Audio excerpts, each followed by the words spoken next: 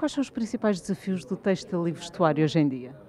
Continuar a trajetória da modernização, da inovação, da criatividade, apostando cada vez mais na moda e procurando também aumentar, progredir na cadeia de valor, de modo a que cada vez mais retenha valor acrescentado nas empresas.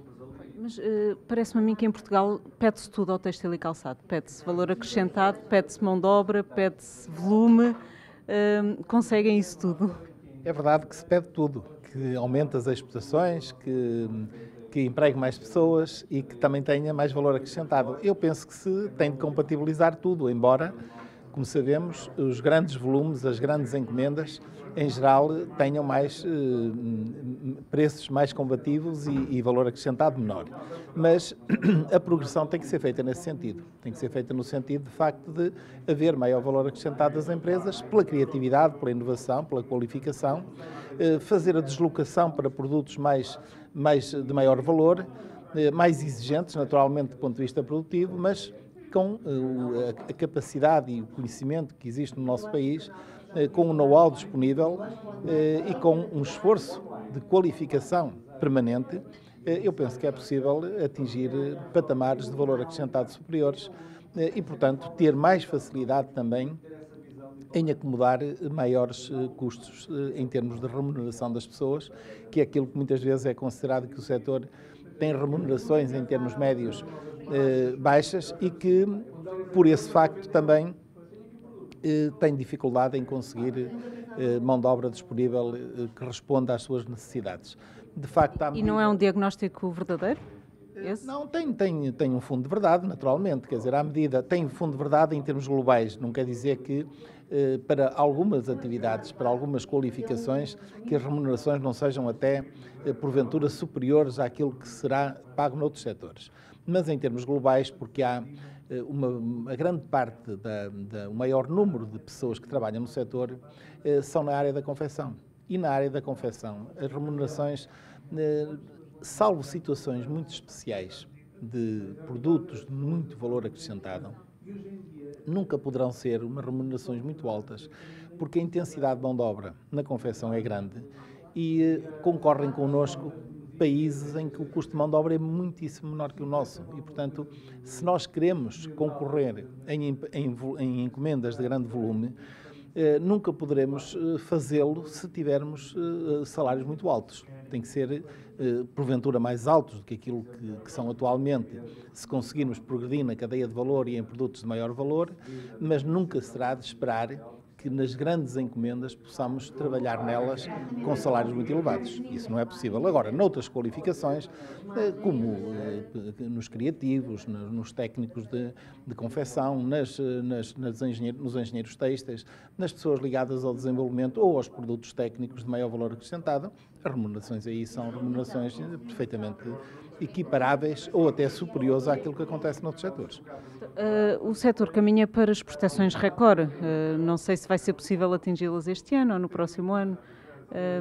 A que é que se deve esse volume de exportações?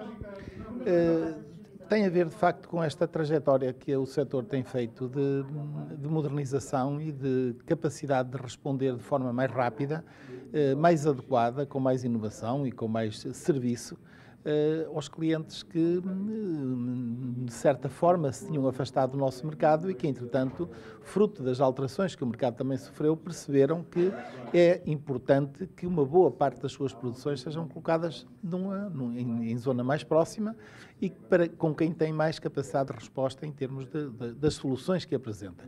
Portanto, a trajetória tem sido, de facto, a partir de 2009, tem sido de crescimento. Este ano poderá atingir 4.800 milhões de euros de exportações e estará próximo de atingir novamente os 5.000 milhões que já atingiu em 2001, mas hoje com cerca de metade dos trabalhadores e metade das empresas e com produtos de maior valor acrescentado e de mais valor em termos de preço. Uma última questão. Vamos ter um novo governo, não sabemos ainda qual, mas qual é o caderno de encargos da Associação para o novo governo? Eu penso que o caderno de encargos que nós temos de apresentar ao novo governo, quer a associação, quer o setor têxtil e vestuário, quer o setor do calçado, quer o país na sua globalidade, porque só assim é que conseguimos lá ir, é que o país incida na medida do necessário nas reformas que tem de fazer, que faça aquilo que é preciso fazer, de modo a que permita que o país seja um país mais competitivo, mais moderno, com uma administração pública mais eficiente, com um peso da despesa pública menor, com uma qualificação geral das pessoas superior, em que os salários possam subir com suporte na economia, em que a economia seja mais competitiva, em que internacionalizemos mais o país, que as exportações subam mais. O nosso país é um país pequeno, tem que recorrer ao mercado externo. Nós temos hoje, depois de uma trajetória de crescimento do peso das exportações no PIB, temos cerca de 40% de peso das exportações no PIB, mas nós devemos ter 60% ou 70%.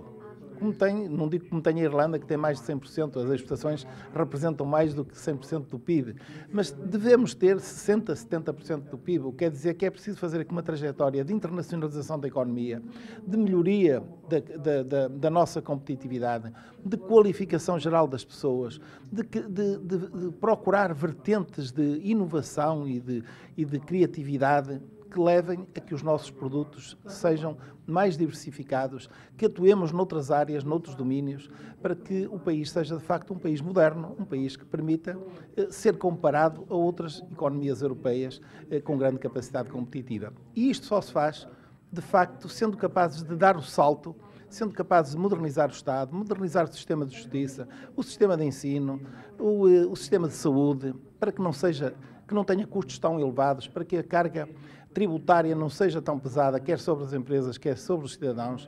E, portanto, isto não é recuar. Quando vejo haver alguém que quer voltar para trás nas reformas que foram feitas, há reformas que foram empreendidas no nosso país e que ainda são poucas, mas que já permitiram que a competitividade da economia melhorasse. Por exemplo, para dar assim pegarem duas ou três coisas concretas. Eu, quando ouço falar de recuar nos feriados, nós tínhamos cerca de 4, 5 feriados a mais do que a média europeia. Retirámos 4 feriados. E ouço alguém a querer repor os feriados outra vez.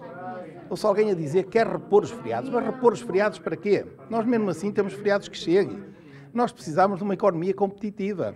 Se nós de hoje à amanhã tivermos... Mas foi por causa dos feriados que se criou. Também queria. 4 feriados, 4 dias de trabalho. Muitas vezes mutilavam semanas de trabalho.